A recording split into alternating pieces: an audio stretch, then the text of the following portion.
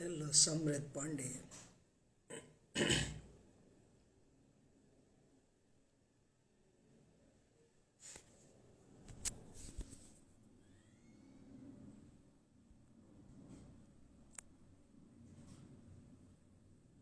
Hi everyone.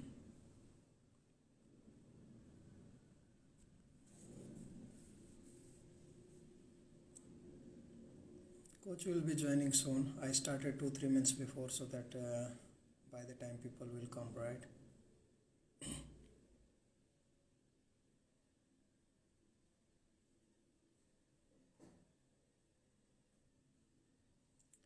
Hi bro, how's conditions in Bangalore? Everything okay? I hope not bad like hi Naveen, not bad like Delhi or Gurgaon.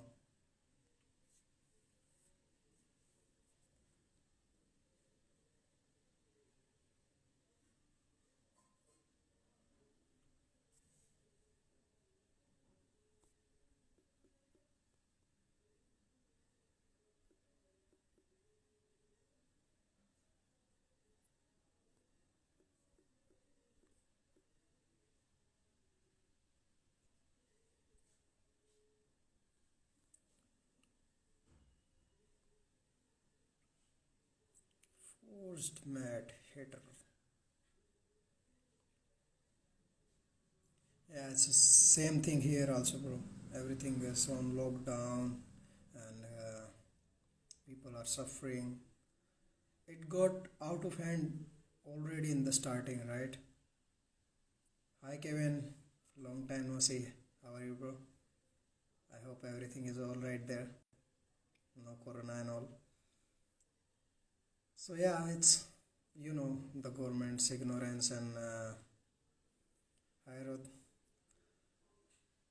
and all the stuff took it out of hand, right? So,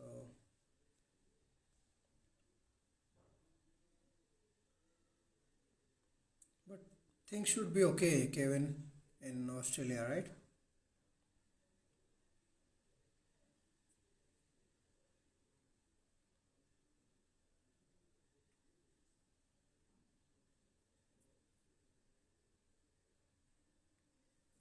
And coach is here, guys.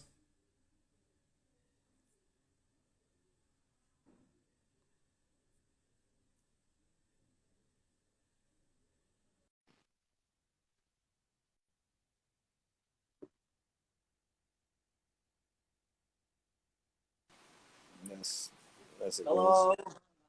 And we Hi, have. Adnan. Namaste, coach. How is everything there? Everything is good here. Hi, Enrique. How are things in India? Things are a little bit rough right now because the second wave and all. So it was a little bit ignorance from government side also, and they didn't actually prepared for the second wave. They were helping out other countries. That's okay, but they should have prepared for themselves also, right, in the starting. So it got out of hand a little bit.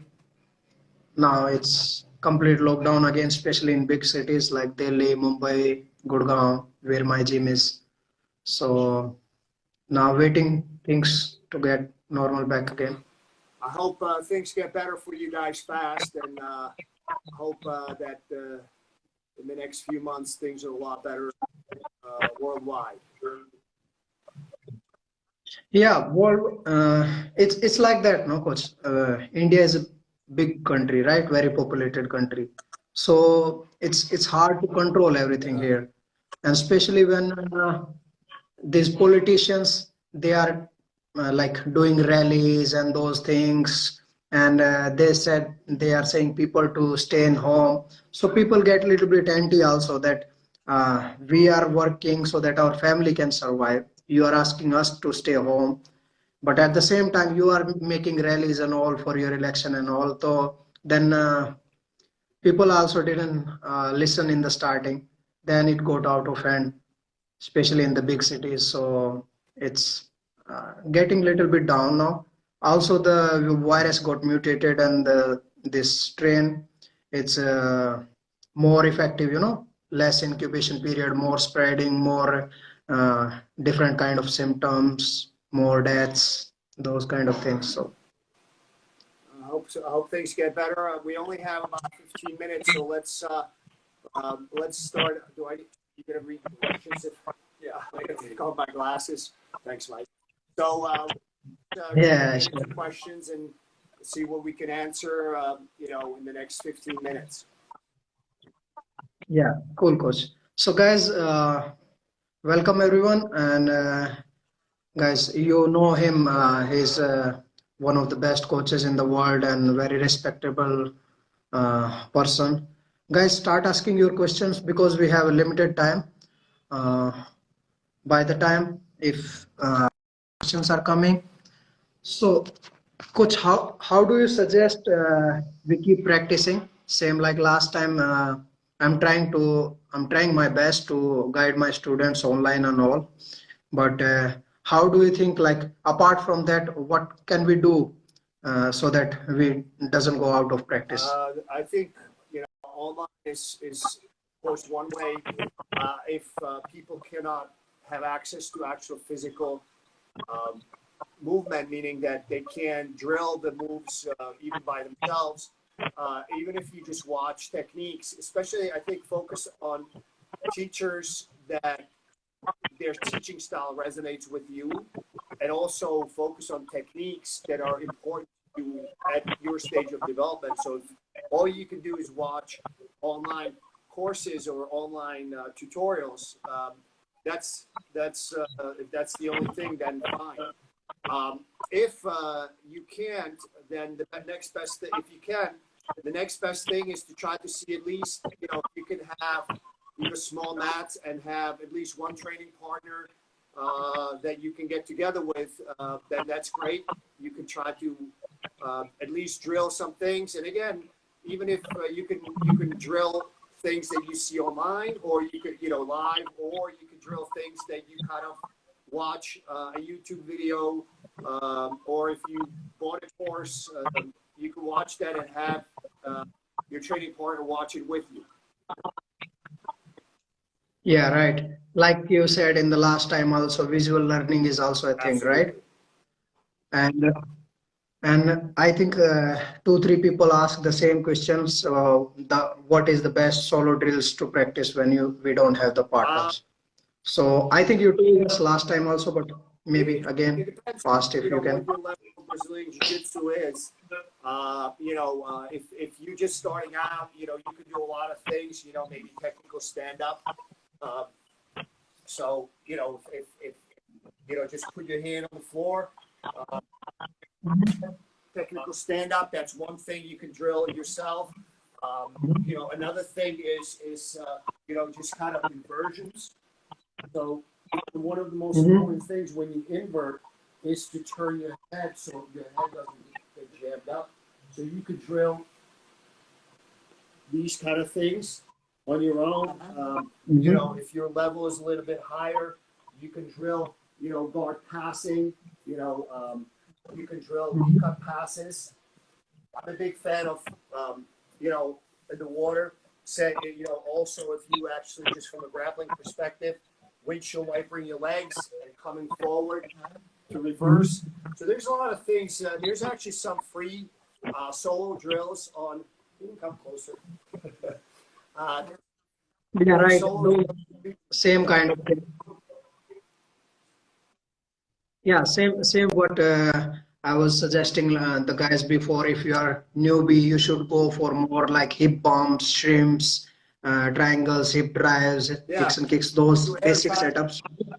anything you can, Yeah, exactly. anything you can think of that you have trouble with, or that you want to improve, you can drill almost anything solo.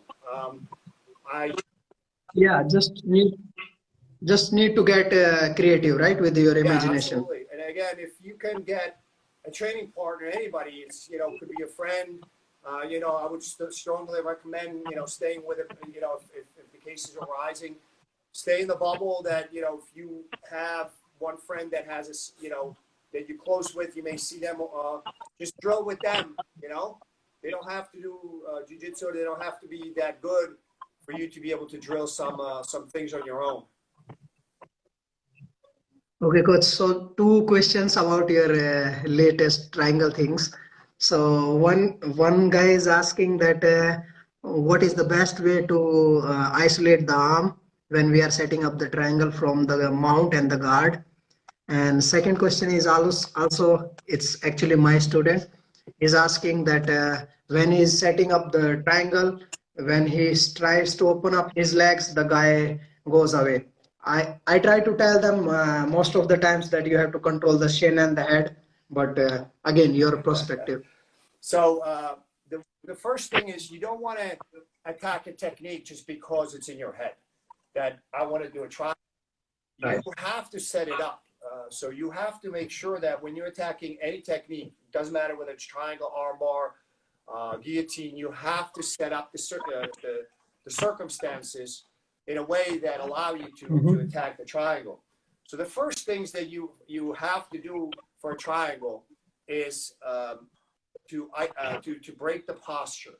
So if Enrique is in my guard and his posture is good, I will not attack triangle, because if I try to attack triangle from here, it's just too easy for him. Even if I could just isolate the arms, there's just down, and that's not easy. I could do it, maybe, but it's going to be a battle. And as right now, because my hips are so high, it actually allows him to basically pass my guard.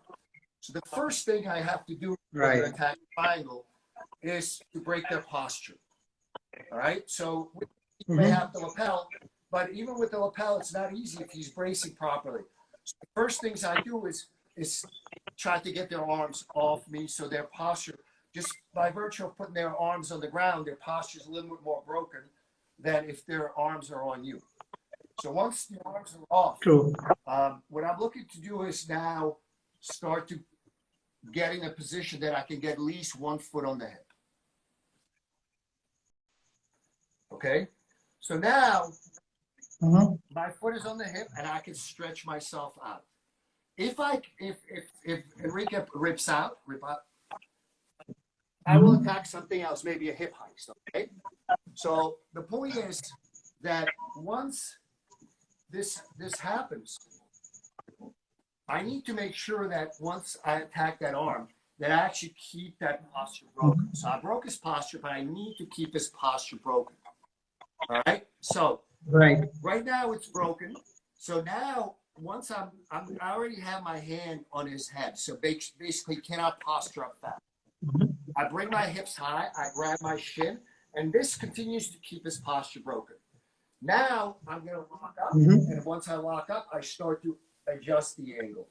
But the whole time I kept his posture broken. That is the most important thing for attacking from the guard, is to keep the posture broken. If I cannot break their posture, if the guy is just really good at setting up the posture, the way to break it or get them engaged is to hip heist. So I place my arm behind me, put myself on the elbow, and now I look at my hand and I start to try to hip heist it. Enrique, if he drives forward, if he drives me forward, now I make adjustments. Now he broke his own posture because I tried to bring me down. Now I'll make adjustments in response to that. But the number one thing that you must do if you're attacking from the guard is break their posture. And then second one is keep their posture broken. Okay. True. Also that concept of yours works very good with me. Same guys, don't lose the focus of what things you need to do to set it up, right? What are the circumstances and how you're going to do it. Like for example, coach was doing here is making an Enrique to post, right? So that his body open up, his posture got broken down. That is the time to set up, right, coach? And you have to understand, you may have certain go-to moves, but so this might be a good sort of strategic thinking. What do you need to work on? So if you have your go-to moves from your guard and you're setting up your training partners, and first you're successful, but eventually they learn how to counter that. So now you have to see, okay, how are they countering and how can I take advantage of their counter? What are they leaving open that I can attack instead of my go-to moves? That's probably the best evolution of your game that you can think of. And you can sort of, and even just thinking about it, watching tournaments online, watching instructional online. If you cannot train, that's a great way to progress or to. I don't know if you remember in last year we were locked down also. We did 99 days of every day we did an episode live with the Fox Right. on YouTube. It was live on Facebook first, and then we transitioned to YouTube because it's better picture quality. But there were guys that did not train in some countries, and they sent me messages that after they reopened, after they started training, their training partners thought that they were training in secret and all they did is just visual learning. So don't underestimate the power of visual learning in the absence of physical drilling. Exactly, coach. I was doing same thing also. I was watching every day your live, and I started practicing, for example, setting up the omoplata and thing. And same way, what you advised, I was starting thinking that what he will do and what I have to do the next. So if he rolls up, if he goes over me, or if he try to do the Hickson kick, go under the legs. So what will I get in the like next move? So it's always like great way to think that way. Yes, and then thinking about And visualizing things helps you progress. So if you're gonna watch online content, exactly. that's my advice to people that cannot train, don't have a training partner, cannot train right now. So if you're watching online content, try to find things that are applicable to you, and that's a function of where you are in your development and which things are you trying to improve. They're going to be different for every person. So you need to find out, okay, what am I trying to do? Am I trying to improve my attacks from the guard? So maybe you watch a video, how to improve attacks from the guard. And then you maybe narrow it down more specifically, arm bars, guillotines, triangles. And then you can sort of start to focus, okay, now I'm going to watch this video. And if that sort of starts to pay attention to you, maybe watch a couple, and you pick up the small things that you will try when you can train on your own. True. Because there is one more question. One of my friend is asking that I have habit to pull the guard initially in the fights, and then I spend too much energy defending it. So should I go for takedowns more or like keep pulling the guard? You know the same thing last Yes, year. you should try takedown, but also there are ways to pull guard. You don't want to pull guard, for example, like this. I'm just going to try to adjust. So, Yeah. Mike, bro, like please. Yeah. That's very bad.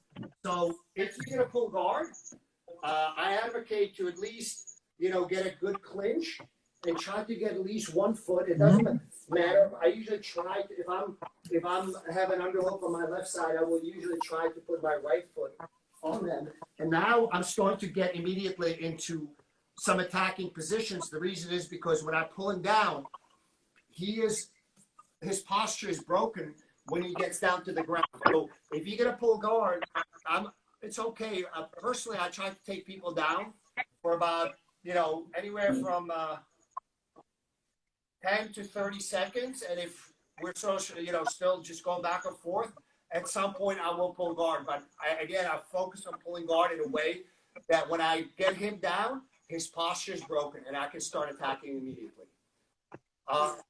Yeah, right, coach. I also personally think, practice takedowns. Figure out which takedowns are good for you. So, for example, if you get caught in guillotines a lot, start to practice maybe a single leg or a double leg with your head inside. Okay. So I don't know if you can see this. right. So try to Yeah, we legs, can. head We can. inside. Mm-hmm. Maybe one of my favorite takedowns is sort of trying to get an underhook and try to get to the guy's back. Once you get to the guy's back, a good trip, that's a good way to attack.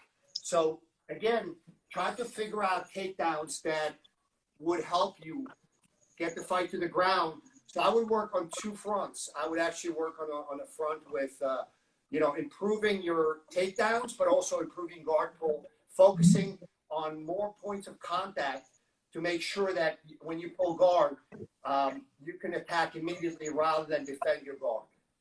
We Right, have to wrap it exactly. up because we have to start filming YouTube in 8 o'clock your time. We're filming Mm-hmm. YouTube live. So we have time for Mm-hmm. one more question. No more questions. How is it? Guys, please ask fast if you have any other question. We need to wrap it up. And coach, what do you think of importance of breathing exercise in sports and as a defense of against corona and Well, all? I don't know about defense against Corona, but I'm a fan of breathing for sports, and but I'm sure that anything that helps you relax and breathe better, I'm sure it's good for you as in general for your health.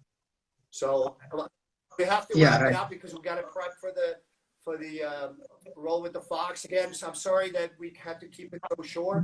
I wanted to do something for for the Indian community that's going through a hard time, and hopefully things going to get better for you guys soon. And I look forward to seeing you soon.